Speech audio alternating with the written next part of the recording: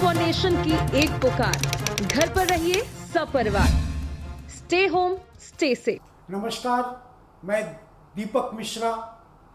आज धर्म और ज्योतिष से अलग आपसे कुछ बातें करने आया। अन्न सबसे पहले मानव सभ्यता को बचाने के लिए अगर सबसे ज्यादा जरूरत है, अगर सबसे अहम कोई चीज है, वह है भूख, अन्न, जिससे हमारी आत्मा तृप्त होती है। आज उन्हीं विषयों पर मैं बात करने के लिए आपके समक्ष हूं। कहते हैं कि अन्नदान से बड़ा कोई दान नहीं होता, लेकिन मैं अन्नदान को दान नहीं मानता। हमारे ऋषि मुनियों ने भी अन्न को दान माना है, लेकिन मेरी आत्मा जो कहती है कि अन्न दान नहीं है। जैसे कि गंगा कोई नदी नहीं है, गंगा हमारी माँ है, हमारी जल, गंगा का जल को गंगा जल कह करके मैं उसकी महत्ता को कम नहीं करना चाहता, क्योंकि गंगा माँ का जो वो अमृत तुल्य है।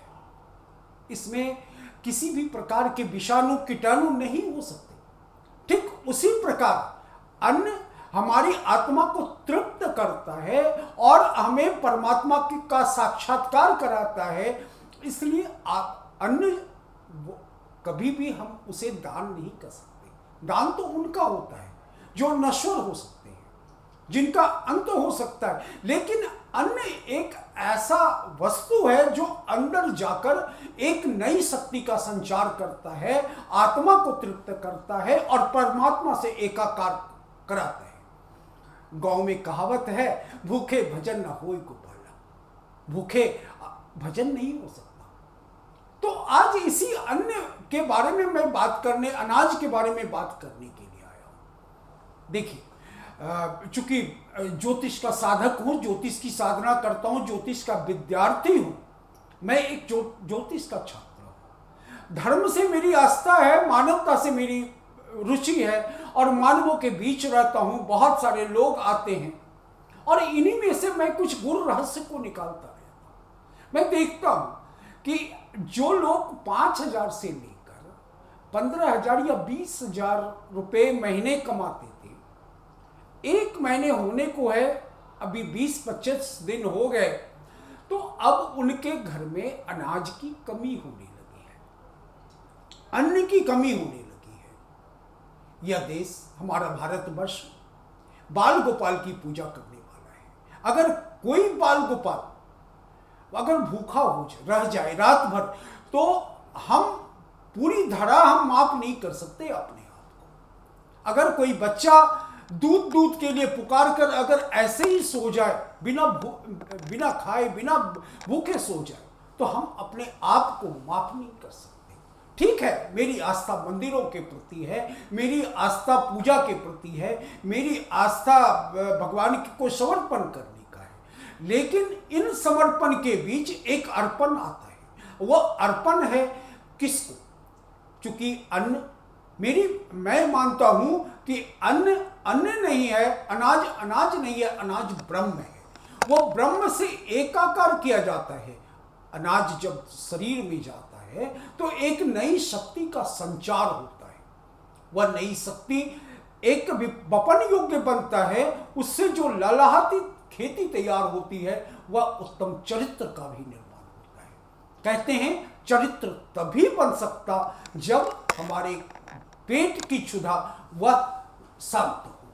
भूख शांत रहने के बाद हमारी जिंदगी चल पड़ती है। जब तक हम भोजन नहीं करते, हमारी ताकत नहीं बन सकता। कहते कि क्षिति जल पावक गगन समीरा और पंच तत्व से बना शरीर। यह अन्न जो है वह क्षिति यानी कि धरती ने दिया है, धरती माता ने दिया है। यह माता सीता का उपहार है, माता धरती प्रकृति का उपहार है। और सभी जानते हैं हमारा पूरा विश्व अभी कोरोना के संकट से ग्रसित है। एक महामारी है, मानवता और मानव प्रजाति के लिए एक बहुत बड़ा चैलेंज, एक बहुत बड़ी चुनौती आ गया है। इस चुनौती को सामना करने के लिए अगर सबसे पहले किसी चीजों की जरूरत है तो वह है रोटी, यानी कि भोजन। मैंने कई 2-4 दिनों से कई फोन आने लगे, तो मुझे लगा कि मैं आप सबों को आह्वान करूं कि ठीक है, हम बाहर नहीं निकल सकते, हमारी एक परिधि है, सोशल डिस्टेंसिंग है, बहुत सारी बातें, लेकिन अपने परिवार में, अपने दोस्तों में, अपने रिश्तेदारों में अगर हम सक्षम हैं, फिर से सुन लीजिए, मैं ये कहना चाहता हूँ, आह्वान करना चाहता हूँ, जो लोग सक्षम हैं, जो आर्थिक रूप से संपन्न हैं, जिनके पास 2-4-5 लाख रुपया खर्च करने की कोई दिक्कत नहीं है, तो एक काम करिए, 5 परिवार 10 परिवार का भोजन, जब तक यह संकट होता है और आपका अगर आर्थिक पॉकेट जो है, इकोनॉमिकल आपका बैकग्राउंड सपोर्ट करता है, तो उन्हें जरूर मदद कीजिए। हमारा देश बाल गोपाल की पूजा करने वाला देश है। हम उत्सव मनाने वाले हैं जन्माष्टमी के, हम दूध और मक्खन का और मिश्री का जो है वो नदियां बहा देते हैं। हम तो रुद्राभिषेक करने वाले लोग हैं, हम महादेव के शिवलिंग पर दूध बहा देते हैं। आज हम गोपालकों से मैं आह्वान करना चाहता हूं, जो जिनके घर में भी गाय है, वो उनसे मेरा आह्वान है, उनसे मेरा आग्रह, उनसे मेरा हाथ जोड़कर मैं विनती करता हूं, प्लीज उन लोगों को आइडेंटिफाई कीजिए जो दूध नहीं खरीद सकते और नवजात शिशु उनके घर में है, और उन शिशु को उनको दूध की जरूरत है। उन दूध की जरूरत वाले शिशु तक पहुंचिए और उनको दूध जरूर दे दीजिए, उनको दूध दीजिए, वो बच्चों को पालेंगे। देखिए, एक बात मैं कहता हूं, हर चीजों का दान नहीं होता, ये दान की वस्तु नहीं है। आप दूध दान नहीं कर रहे, वह बच्चा उस लोक से आया है, वह ईश्वर का रूप है। हम बच्चों को भगवान का रूप मानते हैं, तो भगवान को पिलाने के लिए अगर मैं शिवलिंग पर रुद्राभिषेक के रूप में दूध की नदियां नहीं बहा सकते, दही नहीं दे सकते, तो कम से कम उन बच्चों के हृदय तक का, उनके पेट की क्षुधा को समाप्त करने के लिए उस दूध को पहुंचाना बहुत जरूरी। आज मुझे रामधारी सिंह दिनकर की वो कविता याद आती है, कहते हैं कि दूध दूध हो अबुद्ध बालकों की भूखी हड्डी होती है। तो कई लोग होंगे गांव में, यह संदेश मैं उन गांव के लोगों से भी कहना चाहता हूं, जहां तक आप देख सकते हैं, आप शेयर करें इन चीजों को, कि आप दूध वहां तक पहुंचा दें जहां बच्चे खरीद नहीं सकते।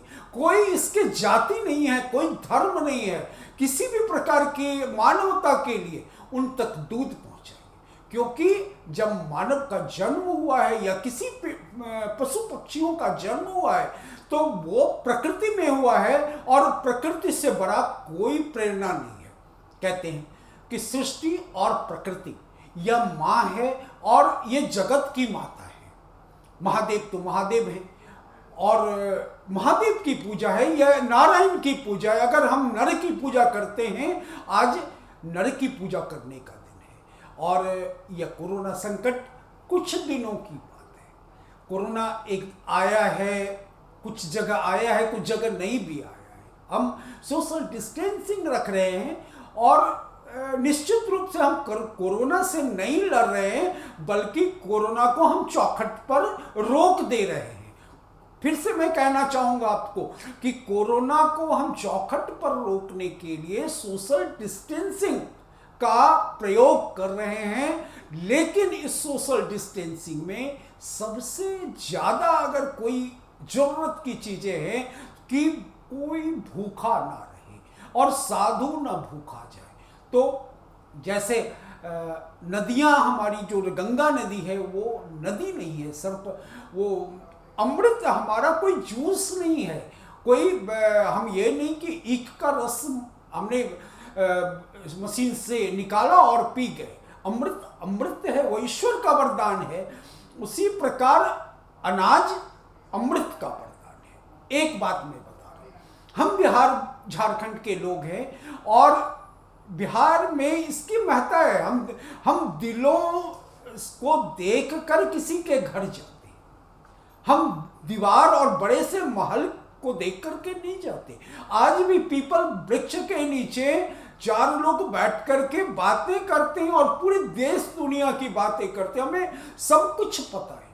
लेकिन आज एक आह्वान है, आज मानवता खतरे में है, आज मानव प्रजाति खतरे में है। उस मानव प्रजाति को बचाने के लिए हमें अनाज घर घर तक पहुंचाना है। अपने परिवार, अपने संबंधी, अपने रिश्तेदार, अपने दोस्त, अगर हम सक्षम हैं, फिर से मैं कहूँगा, अगर सक्षम हैं तो जरूर उन तक जाना है, उनको पहुंचाना है। जरूरत पड़े तो रोटी बनाकर ले जाना है। और जहाँ तक हो, कुछ दिनों की बात है, हम लोग सब मिलजुल कर एक नया राष्ट्र बनाएंगे और हमारा भारत बहुत उन्नत होगा। फिर मैं एक बात में ज्योतिष के ख्याल से भी मैं कह देता हूँ कि जो मैं कुंडलियों को देख रहा हूँ, 2022 के बाद भारत उन्नत करेगा, हम आर्थिक संपन्न होंगे। देखिए, इतिहास गवाह है कि जब जब शनिदेव धनु राशि से कुंभ राशि में आते हैं, आप कहेंगे कि ज्योतिष और धर्म की बात मैं नहीं करने का वादा किया था, लेकिन निकल ही जाती है। मैं ज्योतिष का एक छोटा सा विद्यार्थी हूँ, इसलिए निकल जाती। जब 1930 में के आसपास जब धनु राशि से कुंभ राशि में गए शनिदेव, तो उस समय अमेरिका जैसे देश 1 करोड़ लोगों की नौकरी चली गई थी। 1960 में भी हमारा देश बहुत परेशान हुआ जब धनु से कुंभ में शनिदेव गए थे। और उसके बाद जो है चीन के साथ हमारे संबंध खराब हुए, युद्ध हुए और तरह तरह की दिक्कतें हुई। उसके बाद फिर भारत उन्नति किया, श्रीमती इंदिरा गांधी भारत की प्रधानमंत्री बनी और कई तरह की सब्सिडी, कागजों में सब्सिडी, शिक्षा व्यवस्था ठीक हुआ, पंचवर्षीय योजना ठीक से लागू हुआ, कृषि के क्षेत्रों में काम हुआ, उद्योग के क्षेत्रों में काम। फिर 1990 को लीजिए, जब विश्वनाथ प्रताप सिंह भारत के प्रधानमंत्री बने और चंद्रशेखर जी को सोना गिरवी रखना पड़ा। फिर 30 साल के बाद कुंभ धनु राशि से शनिदेव का मकर में आगमन हुआ है। तो इस तरह की स्थितियां हैं। कुछ दिनों की बात है, 3 महीने किसी तरह काटना है और कोई भूखा ना रहे, यही आह्वान करना चाहता हूँ। यह अन्न दान नहीं है, यह ब्रह्म है और हम ब्रह्म से एकाकार करने के लिए अपने जरूरतमंद लोगों तक अन्न और अनाज पहुंचाएं। क्या शुभकामना दूं? बस एक ही इच्छा है कि सब आनंद में रहें, मंगल हो और बहुत सारी मंगल कामनाओं के साथ फिर नई कुछ बातों के साथ मैं आऊँगा। दीपक मिश्रा को विदा दें और नमस्कार, प्रणाम और बहुत आनंद से रहें। प्रणाम।